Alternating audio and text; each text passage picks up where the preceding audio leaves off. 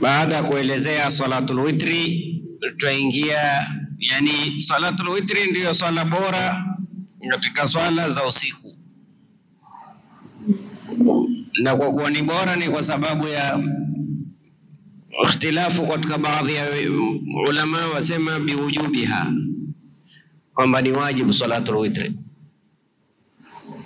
Lakini tuelewe kwamba usiku kuna swala ya witri katika swala za sunna, alafu kuna na swala ya qiyamul layli. Swala ya qiyamul layli ni swala yote, hata ile witri inaweza kuwa qiyamul layli. Swala yote utakao kuswali baada salati al-isha yaitwa qiyamul layli. Alafu kuna swala yaitwa salatu tahajjud. At-tahajjud wa Mwenyezi Mungu Subhanahu wa Ta'ala alimwambia Mtume sallallahu alayhi wa alihi wasallam, wa minal layli fatahajjad bihi nafilatan laka asa an yab'athaka rabbuka maqaman mahmuda. At-tahajjud, swala ya tahajjud ni swala ambayo yaswaliwa baada ya kuswali swala ya Isha na kulala. Swala ya tahajjud ni mpaka uwe kwanza umeswali swala ya Isha, sharti ya kwanza. Sharti ya pili uwe umelala, kisha uinuke, ndio inaitwa tahajjud. Ama wewe utaswali bila ya kulala usiku, hata kama saa 9 ya usiku, lakini hujalala, hiyo haitwi tahajjud, yaitwa qiyamul layli. Na hii swala ya tahajjudi ina ubora kwa sababu wewe swala hii katika masala ya utukufu ina utukufu mkubwa sana, kwa sababu swala za kawaida, swala za faradhi, yunada min qibali an-nas, huambiwa hayya ala salah kupitia watu. Amma salatu tahajjudi almunadi rabbuna jalla wa ala, hal min talibi haja, hal min mustaghfirin, hal swala ya usiku anaokuita kuswali ni Mungu mwenyewe. Ikiwa itasihi muadhini ni Mungu, yani anayekuambia njoo swali, inuka uswali ni Mungu. Sasa wewe angalia mwenyewe utukufu wa hii swala. Na Mwenyezi Mungu hujigamba kwa malaika akasema, angalieni mja wangu ameacha usingizi kwa ajili ya kuzungumza na mimi. Subhanallah. Hii inaitwa qiyamul layl, hii inaitwa tahajjud. Ila ndugu zangu, kuna tofauti katika tunaofanya ibada kama hizi. Kuna mtu atainuka usiku na matatizo, indahu mashakil, indahu masaib, indahu balaya, indahu razaya, indahu kadha wa kadha, ana hili ana lile ana lile. Ni tofauti huyu na yule ameinuka mahabbatan lah. Mimi nimeinuka kwa ajili nampenda tu Mwenyezi Mungu, nataka nizungumze na yeye kipenzi changu. Jaribu katika masala ya ibada, ukileta dhikri, ukileta swala ya Mtume, usiwe na haja wewe mimi namswalia Mtume sallallahu alaihi wasallam, mashaallah mambo yangu endelea vizuri. Usimswalie Mtume kwa ajili ya mambo yako endelea vizuri, mswalie Mtume kwa ajili wewe wamuonesha kwamba wampenda Mtume sallallahu alaihi wasallam, hata kama mambo yatakuwa mabaya. Yani utakuta mtu hushika adhkari, hushika dua, hushika kisomo ikiwa mambo ni mabaya. Angalia hadithi al-Qudsi yasemaje? Man shaghalahu dhikri am mas'alati, yoyote ambaye kwamba itamshughulisha yeye kunitaja mimi kuliko kuniomba. Yani wewe wamtaja Mungu na mwingine wamuomba Mungu, nani bora katika hawa wawili? Mimi namtaja, si muombi, namtaja tu la ilaha illa Allah, astaghfirullah, mimi naleta istighfari, naleta adhkari yoyote, lakini naleta ile dhikri kwa ajili ya dhikri, kwa ajili ya kutaja. Na mwingine yeye aleta dhikri na mwingine yeye aleta dhikri kwa ajili ya shida. Huyo anayeleta dhikri bila shida, yani haimaanishi wewe huna shida, lakini la, mimi sikuleta dhikri kwa ajili ya kutatuliwa hii shida. Mimi nimeleta dhikri kwa ajili nampenda huyu ninayempenda. Wajua kuna watu wanawapenda watu kwa ajili ya maslahi, na kuna mtu unampenda la si maslahi. Hata kaenda chama chochote mimi niko na yeye, ni kwa ajili uko chama fulani, uko na baba, uko na mama. Mimi nampenda kwamba mimi nampenda, awe na mama, awe na shangazi, awe na baba, awe na mjomba, mtaki kujua. Lakini la li maslahi, kama hao wenyewe kina mababa na mama maslahi matupu. Yakisimama maslahi ya kwao wako tayari, yakisimama maslahi ya kwetu ukwambia Kenya ya kila mtu, lakini ikisimama maslahi ya Migingo ni ya wao peke yao. Umeona?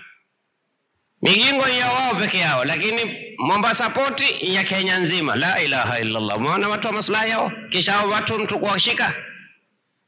Umeona namna watu wanapoteza shere sisi wa pwani. Ikifika mambo ya kuzungumzia Migingo yetu, ikizungumza Mombasa Port ni Migingo ni ya wao peke yao, Mombasa Port ya Wakenya wote. La ilaha illa Allah. Mungu kwani hakujua? Migingo akaipeleka kule na port bahari akaituletea sisi watu wa Mombasa. Kwa nini nyinyi mloletewa kisiwa cha Migingo nchenu, sisi tuloletewa kisiwa cha Mombasa kiwe si chetu? Lakini ni watu wa maslahi, na sisi tulofungwa mato na maslahi tuko namna hiyo. Na nyinyi angalieni, leo huyu uko na chama hichi, leo uko na chama hichi, huyu chama kingia hichi na yataingia, kibadilisha na mimi nitabadilisha. Sasa wewe, Mtume sallallahu alayhi wa alihi wasallam alikataza akasema, la takun imma in ahsana an-nas ahsant. Usiwe kidila. Wewe kidila, maana hii mvua inaonyesha kuna taka nyingine huenda na maji. Maji yakaenda hivi, na taka zitakwenda hivi. Maji yakaenda hivi, na taka haitakiwi. Haitakiwi. Mtume sallallahu alayhi wasallam alimwambia sahaba, qul amantu billah thumma istaqim. Al-istiqama khairun min alf karama. Istaqim, huwa na msimamo. Innal ladhina qalu rabbuna Allah thumma istaqamu natija tatanazzalu alayhimul malaika bishara alla takhafu wa la tahzanu abshiru bil jannati allati kuntum tu'adun. Kwa nini? Nahnu awliyaukum fil hayati dunya wa fil akhirah. Wana man kana Allahu waliya faman alayhi, mwenye kusimamia mambo yake na Mungu, nani anaweza kwenda kinyume naye? Sasa inuka usiku, usiinuke kama una matatizo, inuka kama una mapenzi. Usiwe mtu wa maslahi wewe. Hakuna kitu kibaya kama kuishi na mtu na maslahi. Maslahi yako yakisha, khalas, hutaki kumjua ule. La. Wewe inuka, yeye ajua sasa. Inuka kwamba mimi nakupenda. Bas, mimi nakupenda tu. Ule sahaba alipoambiwa na Mtume sallallahu alayhi wa alihi wasallam, akamuuliza, ya Rasulullah, mata saa? Mtume alimwambia, madha adatta laha? Wana alimwambia, la, mimi sina maandalizi yote, lakini hubbullah wa rasuluhu. Bas mimi nampenda Mungu, nampenda na mtu. Bas khalas, mimi napenda Mungu, nainuka usiku kwa maana nampenda, namtaja Mungu kwa nampenda. Hujui kutaja Mungu kwa mapenzi mpaka kwa mashida? Wallahi kuna ladha. Kuna ladha. Lau ukionda hii ladha, hutopenda kuikosa katika kumtaja Mwenyezi Mungu Subhanahu wa Ta'ala. Sikia halawa. Wajada halawatal iman. Unaona? Wajada halawatal iman. Na hii ni halawa, ukipata hakuna kitu kitakuwa ahla min hadhihi alhalawa. Utamu haufanani na utamu wa tende, sijui zabibu, watu keto kisifu tende na zabibu na asali. Wallahi utamu wa kumtaja Mwenyezi Mungu, utamu wa kumpenda Mungu na mtume haufanani. Na ndio Bilal alipoulizwa, wewe watu walikuwa wakikuadhibu husikii hiyo adhabu? Utuete na mto, ulikuwa husikii adhabu? Akasema la. Ile ladha ya kusema ahadun ahad imenisahusisha kama kuna adhabu kule kumtaja Mwenyezi Mungu. Unajua hakuna kitu kama saikolojia. Unakuta mtu yuangalia kipindi au yusikiliza taarifa habari, ukaja ukamwita. Vipi uko wapi? Pole bwana, niko mbali. Basi ile kuwa mbali na Mungu, wewe hata siku moja mbu wakamtafuna yeye, kunguni wakamla yeye, uko mbali. Kwa nini kwa Mungu tu ndo hatui mbali? Ukawe uketizie umemtaja Mungu habari, huna watu pigana huku, watu piga kelele, watu hata kuna watu paka nyumba za waka moto kwa utamu wa kumtaja Mwenyezi Mungu asifahamu. Khalas. Nini? Taladhdh bi dhikrillah. Mwenyezi Mungu asemaje? Alladhina amanu wa tatma'innu qulubuhum bi dhikrillah. Ala bi dhikrillah tatma'in. Hakuna kitu kinaleta itminan, ukatulia, ukasahau, ukaghafilika, ukapotea kama dhikrullah. Lakini iwe mwanzo na utaja ni moyo kabla ulimi. Mwanzo ni moyo. Uathirike moyo katika kutaja.